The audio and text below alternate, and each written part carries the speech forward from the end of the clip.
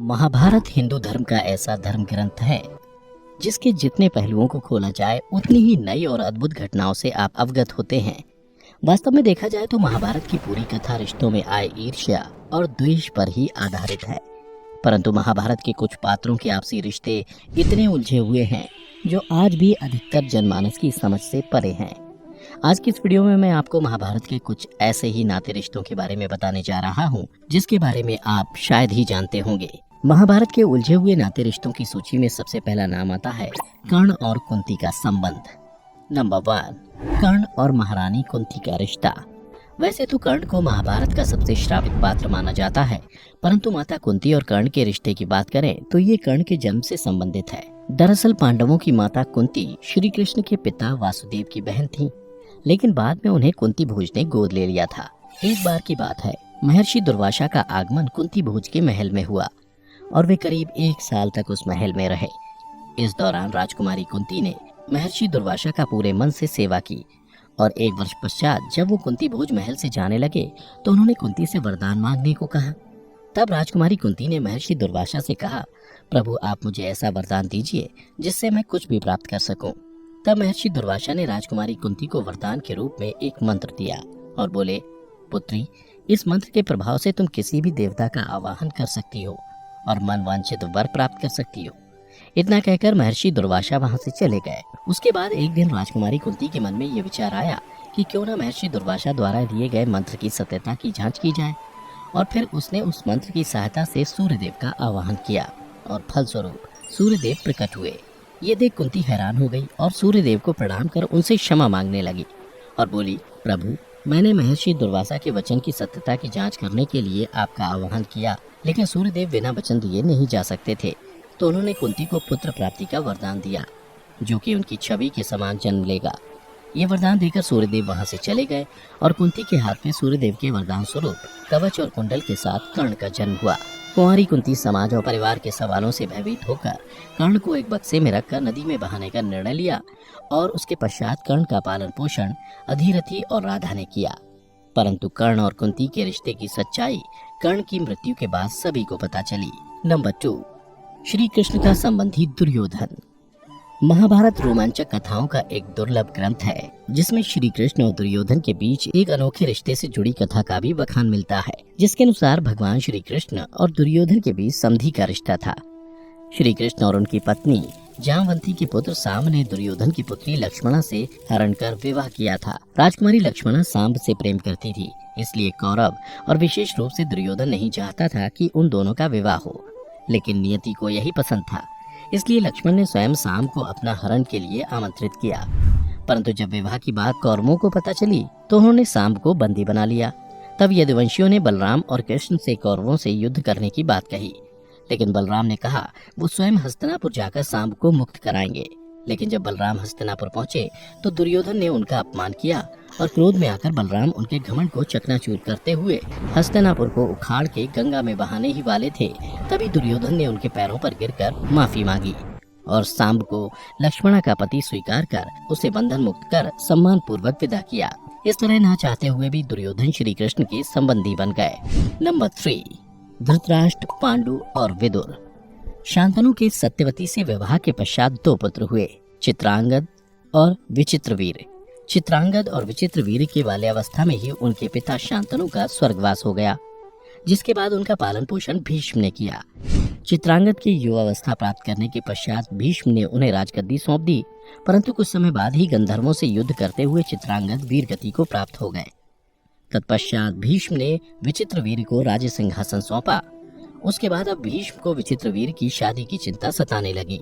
उन्हीं दिनों काशी राज की तीनों राजकुमारियां अंबा, अंबिका और अंबालिका के स्वयंवर का आयोजन हुआ था, जिसमें भीष्म ने अकेले ही जाकर सारे राजाओं को परास्त कर दिया और तीनों राजकुमारियों का हरण कर हस्तिनापुर ले आए। अंबा ने बताया कि वह राजा शाल्व को तन मन समर्पित कर चुकी है। ये सुन भीष्म ने उसे राजा शाल्व के पास भिजवा दिया और अंबिका और अंबालिका का विवाह अपने छोटे भाई विचित्रवीर से करवा दिया। उधर अंबा को शाल्व ने स्वीकार करने से इनकार कर दिया। इसके बाद क्या हुआ ये आप सभी जानते ही हैं। इधर हस्तिनापुर में कुछ दिन पश्चात विचित्रवीर की मृत्यु हो गई। यह देख राजमाता सत्यवती को उत्तराधिकारी की चिंता सताने लगी। फिर उन्होंने भीष्म को अपनी प्रतिज्ञा तोड़ने को कहा। भीष्म ने प्रतिज्ञा तोड़ने से मना कर दिया। तत्पश्चात सत्यवती ने अपने पुत्र व्यासदेव को आमंत्रित कर उनसे हस्तिनापुर को उसका वारिस देने का आग्रह किया। फिर व्यास से अपनी माता की आज्ञा का पालन करते हुए अंबालिका और अंबिका के साथ नियोग विधि से पुत्र देने की बात कही। फिर अंबिका, अंबालिका और एक दासी महर्षि वेद व्यास के सामने आई। फिर 9 महीने बाद तीनों ने एक एक पुत्र को जन्म दिया, जिसमें अंबिका के गर्भ से नेत्रहीन धृतराष्ट्र, अंबालिका के गर्भ से पीलिया रोग से ग्रसित पांडु और दासी के गर्भ से पूर्ण रूप से स्वस्थ पुत्र विदुर का जन्म हुआ। ऐसे में अब आप ही सोचिए कि वास्तव में ये तीनों पुत्र किसके थे, और जब धृतराष्ट्र और पांडु चंद्रवंशी कहलाए तो फिर विदुर दासी पुत्र कैसे हो गया। नंबर 4, 100 कौरव। धृतराष्ट्र जो कि जन्म से ही नेत्रहीन थे और उनकी पत्नी गांधारी विवाह के पश्चात अपनी आंखों पे पट्टी बांध ली थी। विवाह के पश्चात धृतराष्ट्र के मन में ये इच्छा थी कि गांधारी जल्द से जल्द एक पुत्र को जन्म दे जो हस्तिनापुर के राज सिंहासन पर बैठ सके। फिर कुछ दिन पश्चात गांधारी गर्भवती हुई, लेकिन 10-11 महीने बीतने के बाद भी उनके गर्भ से कोई शिशु का जन्म नहीं हो रहा था। उधर वन में कुंती और पांडु के सबसे बड़े पुत्र युधिष्ठिर ने जन्म लिया। फिर एक गांधारी के गर्भ में मांस का पिंड निकला, जिससे देख वो घबरा गई। उधर महर्षि वेद व्यास को जब ये ज्ञात हुआ कि गांधारी ने मांस के लोथड़े को जन्म दिया है तो वो तत्काल गांधारी के पास पहुंचे। तब गांधारी उनसे कहने लगी, देव, आपने तो कहा था कि मेरे गर्भ से 100 पुत्रों की प्राप्ति होगी। तब महर्षि व्यास ने गांधारी से कहा, पुत्री धैर्य रखो, शिव का वचन कभी खाली नहीं जा सकता। उसके बाद व्यास ने उस मांस के पिंड को 100 टुकड़ों में खंडित घड़े में डाल दिया और 1 साल बाद जब घड़ों को खोला गया तब उनमें से सबसे पहले पुत्र दुर्योधन निकला। कहा जाता है कि दुर्योधन जन्म से ही मुस्कुरा रहे थे। इसके बाद 99 कौरव और एक पुत्री दुःशाला का जन्म हुआ। अब आप ही बताइए कि वास्तव में सभी कौरव किसके पुत्र थे। ये तो बात हो गई कौरवों की। चलिए अब बात करते हैं 5 पांडव की। नंबर 5, 5 पांडव। पांडु की 2 पत्नियां थीं, कुंती और माद्री। ये उस समय की बात है जब हस्तिनापुर नरेश पांडु अपनी दोनों पत्नियों के साथ वन विहार को गए थे, जहां पांडु की दूसरी पत्नी माद्री उनसे हिरण का शिकार करने को बोली। जिसके बाद पांडु हिरण को खोजते हुए आगे निकल गए। फिर उन्हें हिरणों की आवाज सुनाई दी और उन्होंने आवाज की दिशा में शब्द भेदी बाण चला दिया। परंतु जब महाराज पांडु वहां पहुंचे तो उन्होंने देखा कि वह ऋषि किंधम अपनी पत्नी के साथ हिरण के रूप में संभोगरत थे। महाराज पांडु को अपने सामने खड़ा देख ऋषि किंधम ने उन्हें श्राप दे दिया कि हे राज, जब भी तुम अपनी पत्नियों के साथ संभोग करने जाओगे तो तुम्हारी मृत्यु हो जाएगी। यह सुन पांडु और उनकी दोनों पत्नियां दुखी हो गईं। तत्पश्चात पांडु वापस हस्तिनापुर आए और अपने बड़े भाई धृतराष्ट्र को अपना राज सिंहासन सौंप दिया और अपने पापों का प्रायश्चित करने दोनों पत्नियों के साथ वन में जाकर रहने लगे। फिर एक दिन पांडु ने कुछ ऋषियों को ब्रह्म दरबार जाते देखा। उनके साथ जाने की इच्छा व्यक्त की, परंतु ऋषि मुनियों ने एक पुत्रहीन को ब्रह्मराज ले जाने से मना कर दिया। इससे दुखी हो पांडु ने कुंती से अपनी पीड़ा व्यक्त करते हुए कहा, हे देवी, एक पुत्रहीन को इस संसार में जीने का कोई अधिकार नहीं है। तब कुंती समस्या का समाधान सोचते हुए पांडु को ऋषि दुर्वासा द्वारा दिए गए वरदान के बारे में बताई। उसके पश्चात पांडु के कहने पर कुंती ने उस दिव्य मंत्र से सर्वप्रथम धर्मराज का आह्वान किया, जिससे युधिष्ठिर का जन्म हुआ। इसी तरह इंद्र से अर्जुन और पवन देव से भीम का जन्म हुआ। तत्पश्चात पांडु ने कुंती से मंत्र की दीक्षा माद्री को देने को कहा, जिसके फलस्वरूप माद्री ने अश्विनी कुमारों का आह्वान किया और अश्विनी कुमारों से नकुल और सहदेव का जन्म हुआ। नंबर 6, इरावन की पत्नी बने श्री कृष्ण। अर्जुन और नाग कन्या उलूपी के मिलन से अर्जुन को एक पुत्र प्राप्त हुआ, जिसका नाम था इरावन, जिसने अपने पिता की जीत के लिए अपनी बलि दी थी। मरने से पहले उसकी अंतिम इच्छा थी कि मृत्यु से पूर्व उसका विवाह हो जाए, लेकिन इस विवाह के लिए कोई भी कन्या तैयार नहीं हुई, क्योंकि विवाह के तुरंत बाद उसके पति को मरना था। अंततः जब कोई कन्या तैयार नहीं हुई तो भगवान श्री कृष्ण ने मोहिनी का रूप धारण कर इरावन से न केवल विवाह किया, बल्कि इरावन को विदा करते हुए एक पत्नी की भांति रोए भी। नंबर 7, द्रौपदी के 5 पति। द्रौपदी महाकाव्य के महत्वपूर्ण पात्र में से एक है। वह पांचाल राज्य की राजकुमारी, पांडवों की पत्नी और बहुत ही गूढ़, पतिव्रता और बुद्धिमान स्त्री थी, जिनको प्रत्येक पैमाने पर आकर्षक माना गया है। अब ये सवाल सबके मन में आता है कि द्रौपदी का विवाह पांडवों से कैसे हुआ। वास्तव में द्रौपदी का 5 पुरुषों से विवाह निश्चित था। दरअसल वह पिछले जन्म में एक तपस्वी की पुत्री थी, जिनका पिछले जन्म के कुछ कर्मों के कारण विवाह नहीं हो पाया, जिसके पश्चात उन्होंने हताश होकर शिव की तपस्या की और कई वर्षों की तपस्या के पश्चात उन्हें शिव द्वारा वरदान प्राप्त हुआ, जिसमें उन्होंने बार बार एक ही बात दोहराई, मुझे सर्वगुण संपन्न वर चाहिए। भगवान शिव ने कहा, क्योंकि तुमने 5 बार वर की मांग की है, इसलिए तुम्हें अगले जन्म में 5 पति का साथ मिलेगा। और जब अर्जुन उन्हें स्वयंवर में जीत कर माता कुंती के पास पहुंचे तो उन्होंने बाहर से ही माता को आवाज लगाते हुए कहा, देखिए माते, मैं आपके लिए क्या लाया हूँ। तब माता कुंती ने बिना देखे ही बोल दिया, जो भी लाए हो पांचों भाई आपस में बांट लो। ये सुन माता की आज्ञा का पालन करते हुए पांडवों ने कुंती के कथन को स्वीकारते हुए द्रौपदी को अपनी पत्नी मान लिया, जिसके कुछ समय उपरांत द्रौपदी को पांडवों से एक एक साल के अंतर में एक एक पुत्र की प्राप्ति हुई। नंबर 8, श्री कृष्ण के जीजा अर्जुन। एक बार रेवतक पर्वत पर बहुत ही भव्य और विशाल पर्व का आयोजन हुआ, जिसमें श्री कृष्ण अपने मित्र अर्जुन के साथ घूम रहे थे। तभी अर्जुन की नजर वासुदेव पुत्री और कृष्ण की बहन सुभद्रा पर पड़ी, जो कि सुंदर वस्त्रों और गहनों से सुसज्जित बहुत ही आकर्षक लग रही थी, और अर्जुन का मन उसकी सुंदरता पर मोहित हो गया। ये देख कृष्ण ने अर्जुन से कहा, ये सुंदरी वासुदेव की लाडली पुत्री और मेरी बहन है। यदि तुम्हारा विवाह का विचार है तो मैं खुद अपने पिता वासुदेव के समक्ष ये प्रस्ताव रखूंगा। उसके उपरांत अर्जुन द्वारा सलाह मांगे जाने पर श्री कृष्ण ने उन्हें सुभद्रा हरण की सलाह दी। दोनों ने विचार विमर्श कर सुभद्रा की परिक्रमा के पश्चात रेवतक पर्वत से हरण की योजना बनाई।